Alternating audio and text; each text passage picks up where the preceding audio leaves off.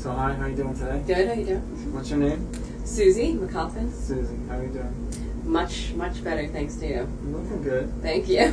When you first came in, what did you come in with? What were you presenting with that day? Well, 2 years prior to having met you, I was struck bedridden. I was bedridden for basically 2 years. I spent over $25,000 on every doctor you can think of. Really? Acupuncturists, medical doctors, endocrinologists, like voodoo doctors, every kind of doctor you can think of. And nobody knew what to do with me, so I was just spending money, wasting money, throwing money away. Finally, I started to become my own doctor. I went online, did all kinds of research, diagnosed myself, and what did you come up with? Severe adrenal fatigue and reverse T3. So the people that were kind of guiding me on the internet said that I definitely needed hydrocortisone, which is a steroid. So I took that. I didn't feel any better, so I just kept increasing my dose. Gained 50 pounds, was completely unrecognizable. I couldn't see my eyes. They were totally slanted. You couldn't see my teeth because my lips were so swollen. My face was the size of a stop sign. Couldn't fit into any of my clothes. My parents, when they came to visit me, cried. It was horrible.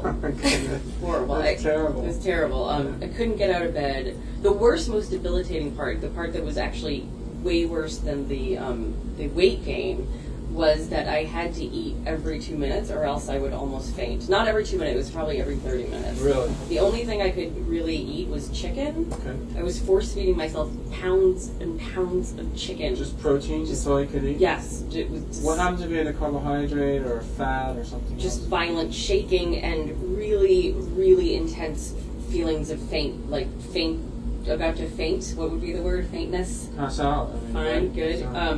And grinding hunger pangs, blurry vision, really, really agitated, completely unable to think straight. So your blood sugar, even though you were eating, it was never getting up to the level that is needed for human life practically and to be able to function. Exactly, and then the thing that was so confusing to every doctor was that my actual blood sugar readings were high. So they always would say, it's in your head, you need antidepressants. You need anti-anxiety, you need antidepressants. You know what comes to me right now? I mean, I know we've been working on it for a long time, but this is actually a real thing I just thought about. Is, with Dr. Shaw's lab, they do this test called the organic acid test, and it measures oxalates. And in autistic kids, I mean, you're not autistic, but it may be similar mechanisms. They have a lot of issues with gut, a lot of issues with blood sugar. Yeah. That the oxalates are produced by candida. And the candida actually will start taking over your metabolism and produce these oxalates. Will cut off your ability to make ATP at pyruvate. So all you're getting is like 2 molecules of ATP from everything you eat. It never gets down to the oxidative phosphorylation. I just thought of this. Oh my God! You probably want to do the organic. Oh my acid God, test. That could be it. Could be. I mean, because I've improved it dramatically. Dr. Churchill was able to pinpoint that it was allergies, food allergies, which I thought he was crazy. I was like, food allergies are doing this? That's crazy. Mm-hmm. I took a panel, an allergy panel, and he said it was the worst he'd ever seen outside of a severely... Can I get it and show it?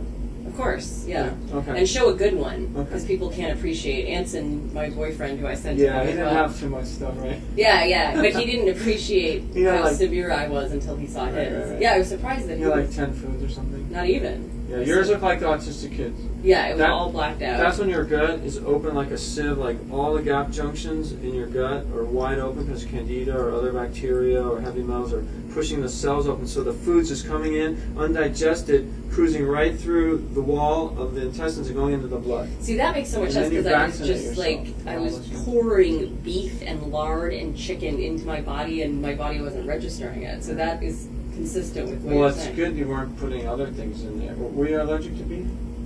I think I was allergic to beef. Well, he was eating buffalo or something. Yeah, we eat a lot of bison. Yeah, bison. Right. I'm going to get the food panel. I'll be right back. Oh, we're going? Okay, so we did this test. It's the allergy test back in, I believe it was January or February, and the difference was just unbelievable. I couldn't believe it. I started, as you can see, I'm allergic to virtually every food. We should clarify. These black lines here, they have low, moderate, and avoid, and she had multiple avoids all across the page, on both pages. which means someone's really sick. When you see labs like this, you see it 1 out of 100. What's interesting is with autistic kids, who are the worst, they have the worst of all of them. They have probably like from here up it's all black. They have you can see a little light in there. So when somebody who isn't autistic has this, you're going to know they're very, very sick. Thank you. And we can pinpoint all their foods, and they can get off those foods. And then, so tell them what happened after you did that. Yeah, it was just night and day. I finally started to be able to eat like a normal person. My blood sugar kind of regulated, and I could go maybe 3 or 4 hours without eating. It was a godsend. I was so elated. I could start introducing different foods. I wasn't eating fruit because I didn't know that I could, so I started eating apples and grapes, bananas. It was a totally different world. So you know what happened actually? Not only you're not eating foods that you know are culprits, but you're so scared to eat anything. And that's actually with a lot of my patients, because they don't know what's going on. Yeah. They've got a lot of information. They're going on all over the place, and maybe another doctor does some allergy, but they don't do. This is an IgG, IgE, so it's measuring 2 parts of the immune system. Most of the time they do the IgE, the pinprick one, and if you don't have big welts on your arms, they say you're not allergic to anything. But the IgG is the one you need to look. Actually, it's like an ELISA ACT test, and what they do is they take all these foods, and you did the one with like 200 foods, right? Yeah. Big one. And then they put a little bit of the food in a petri dish, and then they put a little bit of the offending substance in there, and they could see how big the reaction is. Right, So, but I did the other one too, and my arm was puffed up like steak puffed marshmallow man. Oh, I mean, okay. I did that probably 10-15 years ago. So those are the dangerous ones when you start having the IgEs. You can get anaphylaxis, your throat can close up, you get hives. You ever see somebody eat you remember the blueberry on Willy Wonka? Yes. The blueberry girl? Yes. Well, that's actually interesting. They probably should have made her a strawberry girl, because the people aren't allergic to blueberries, but they eat a strawberry, yeah, their whole face, you can't even tell who they are. Oh, that's like what happened to you with the steroids. That's right. Okay, so then with this, I was able to gradually wean off the steroids. I lost 47 pounds. 20 of it was just from cutting out these foods. Yeah. And then I think I was able to go off the steroids in about 2 months. My face totally came back. I was so happy. I felt like I was going to need plastic surgery because everything was so distorted. Yeah. And I was always asking him, like, do you know a surgeon, or what if my lips don't go back to normal? It was really scary. I've never seen such a severe steroid distortion.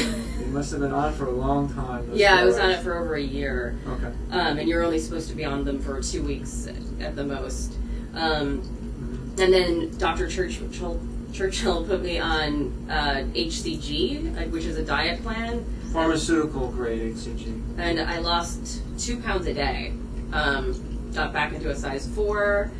And kept it off. Kept it off. That's important. Totally kept it off. Because a lot of people, some people use HCG irresponsibly, and it's just like a revolving door. I guess maybe because they're going to make money. I don't know, but we don't want to do that here. We want to make sure, if we're going to do weight loss pretty fast like that, we have plans.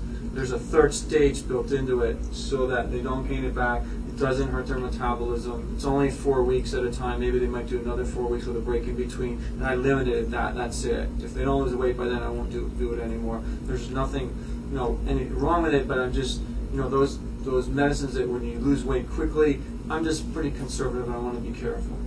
Yeah, and I would never, ever buy into a fad diet situation that told me I was going to lose 2 pounds a day, especially with my health as fragile as it was. And I've done so much research, and I know that all of those crash diets are just setting you up for failure. And this was completely the opposite of that. Between my boyfriend and I, he did it as well. We lost 80 pounds. We've kept it off, and I felt as healthy as I did on the HCG diet that I did when I was in my teens. HCG, they use a lot of HCG to actually, people who are diabetic, not insulin diabetic, but type 2 without insulin, a lot of times they can do the HCG diet, and within 6 weeks, they're not diabetic anymore.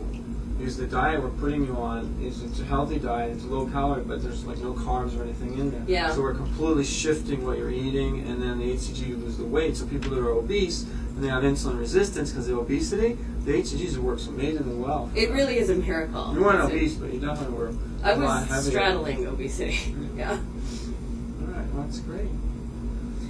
Really good. Okay. So where do we go from here? Now we just continue on the path. I still have some hormonal imbalances, but the reason that I adore Dr. Churchill is because he heals you. He doesn't treat the symptoms. I have another doctor that I'm working with. She wants to put me on hormones, which just will mask the problem, and I will be dependent on hormones for the rest of my life. With Dr. Churchill, it's a totally different approach. We're going to heal the problem so that I can function without the use of external forces. Right now we're actually going to do, just last week we decided to do a 24-hour urine hormonal panel. Really comprehensive hormonal panel. I use Meridian Valley, brilliant company, and they have a lot of great docs there that work with you with the labs too, to show you things, you know, that might not be intuitive or things you didn't learn in school. But with the 24-hour urine, you're getting all the hormones, but all the metabolites in between the hormones as well, which give you a lot more information. And 24 hours of urine is a lot more comprehensive than just 1 second of blood. Because remember, when you're doing a blood draw, a lot of people say the blood draw for hormones, serum for hormones, is accurate. No way. The research all shows that the 24-hour urine is a gold standard. After that, I would do a salivary. And we actually have a salivary test that we can go for a whole month. You do 12 samples, saliva samples, during a whole month, and I can map out your whole entire cycle, which is really nice to see. You know, so you can find out anything about a woman's hormones at that point. So, thank you.